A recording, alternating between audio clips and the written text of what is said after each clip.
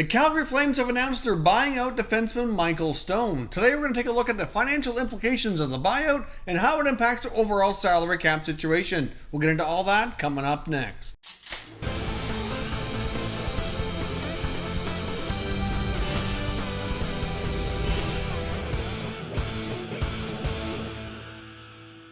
So welcome back here to Top Shelf Hockey. As I mentioned, we have some more breaking news from around the NHL. The Calgary Flames have announced today that they're buying out defenseman Michael Stone. Now, Michael Stone had 1 year left on his contract. He was making $3.5 million. So how this is going to work is they're going to owe him 2/3 of that money spread out over twice the period of time. So instead of having a cap hit just for this coming year, they'll now have a cap hit over 2 years, but of course at a reduced amount.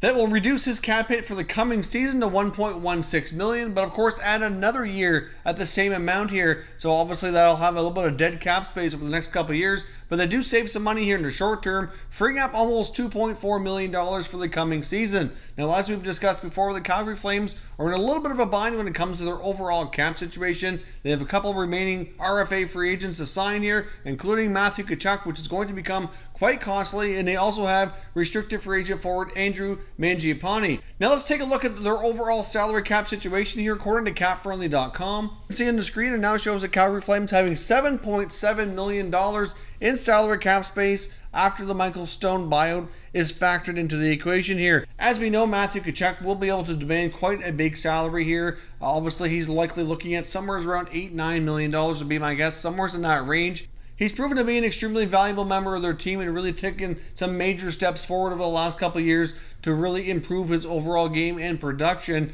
So they're not done with making moves here. Obviously, this is only the first step. They do have some other deals that they need to work on. They very well could make some trades. We've talked about the Flames in the trade rumor mill over the last number of weeks, a couple of different occasions. Basically, the two main players that likely are to get moved, maybe one or both, would be defenseman TJ Brodie or forward Michael Frolik. Both of them have been linked to different teams over the offseason. TJ Brodie almost became a member of the Toronto Maple Leafs. Of course, you likely recall the deal that we discussed that came close to happening that would have sent Brodie as well as Mark Jankowski to the Toronto Maple Leafs in exchange for Nazem Kadri and Connor Brown. But of course, Kadri had a no trade clause and nixed that deal, so it never came to be. So obviously, I think he is definitely the preferred defenseman to move should they move on from anybody else from that blue line. But of course, they very well might prefer to move a forward here since they've already bought out Michael Stone.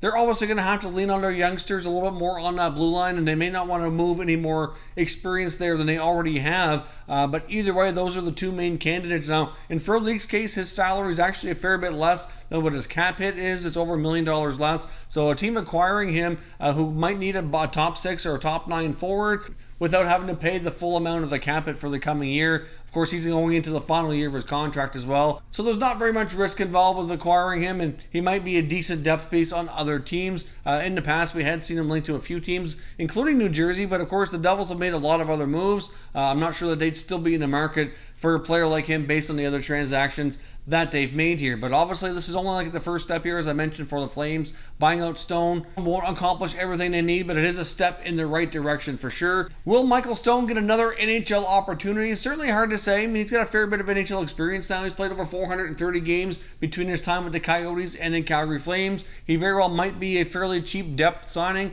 Of course, we also saw Kevin Shattenkirk of the Rangers be announced yesterday that he's being bought out. So another right shot defenseman with some decent experience. Of course, he's a lot more offensive minded. That could be available for a fairly cheap contract after these buyouts. So certainly adds a couple more names into the unrestricted free agent market. So it should make things interesting. Let me know down in the comments below. Do you think Shattenkirk and Stone or either one of them will be signed here for other opportunities along in the NHL? And where do you think might be a good fit if that's the case? Of course, if you're a Flames fan as well, I'd love to know what your thoughts are on the buyout. Do you think this was the right move? And what other pieces do they move to become cap compliant to get the other guys under contract and set their roster for the upcoming 1920 season? If you're new to the channel, consider subscribing and turning on your notifications so you don't miss any future content. We'll keep you all up to date with all the breaking news from around the NHL. Thank you very much for watching, and I will catch you next time.